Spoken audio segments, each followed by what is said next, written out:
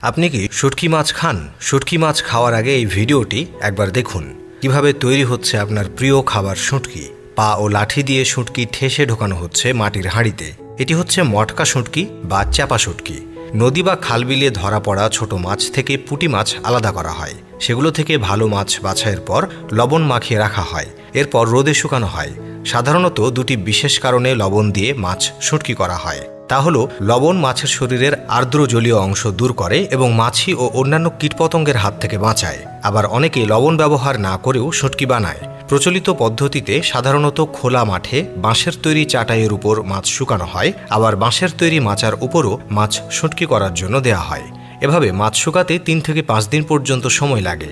4-5 দিন পর শুটকিগুলোকে বাড়ির আঙিনা বা ছায়াযুক্ত স্থানে রেখে বাছাই করা হয়। বিশেষ করে বড় আকারের শুটকি বাছাই করে রাখা হয় চাপা শুটকি প্রস্তুত করার জন্য।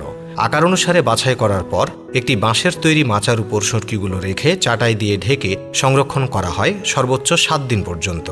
চাপা প্রস্তুতকারীরা শুটকির মালিকদের কাছ থেকে শুটকি সংগ্রহ করে নিয়ে আসে। সাধারণত মালিকেরা শুকনো চটের বস্তায় শুটকিগুলো সংরক্ষণ করে।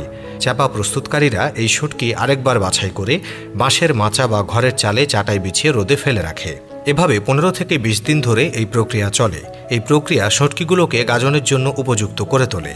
অন্যদিকে এই সময়ের মধ্যে চাপা প্রস্তুতকারীরা পুঁটি মাছ থেকে সংগৃহীত তেল দিয়ে মাটির হাঁড়ি বা মটকার ভেতরের দিকটা মাখিয়ে রোদে রাখে। মটকা প্রস্তুত হয়ে গেলে শুটকিগুলো পরিষ্কার পানি দিয়ে ভালোভাবে ধুয়ে একটি পরিষ্কার পাটির উপর 10 থেকে 12 ঘন্টার জন্য দিতে হয়। এ সময় শুটকিগুলো পানির আর্দ্রতা শোষণ করে নরম হয়ে যায়। হাতের আঙুলের মাধ্যমে চাপ দিয়ে এটি পরীক্ষা করা হয়। এরপর তেলে ভেজানো মটকাগুলোকে মাটিতে গর্ত করে এমনভাবে পুঁতে দেওয়া হয় যেন মটকার মুখ মাটির সমান্তরালে থাকে। এভাবে মাটিতে পুঁতে দেওয়ার উদ্দেশ্য হলো শুটকিগুলো যেন ভালোভাবে মটকার মধ্যে চাপ দিয়ে ভরা যায়, আর সেই চাপে মটকা যেন ভেঙে না যায়। পরের ধাপে শুটকিগুলোকে মটকায় চাপ দিয়ে ভরা হয়। সাধারণত চাপা শুটকি প্রস্তুতকারীরা এ সময় পা দিয়ে শুটকিগুলোকে মটকার ভেতর ধাপে ধাপে চাপ দিয়ে পূর্ণ করে। এভাবে চাপ দেওয়ার ফলে শুটকিগুলো একে অপরের সাথে লেগে যায়। যত বেশি শুটকি একটি মটকায় ভরা যাবে ততই ভালো।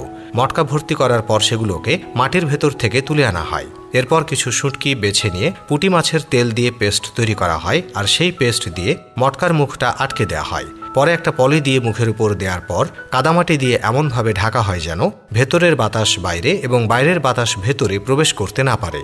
তারপর মটকাগুলোকে শুকনো ছায়াযুক্ত ঘরে 3 থেকে 6 মাস রেখে দিতে হয়।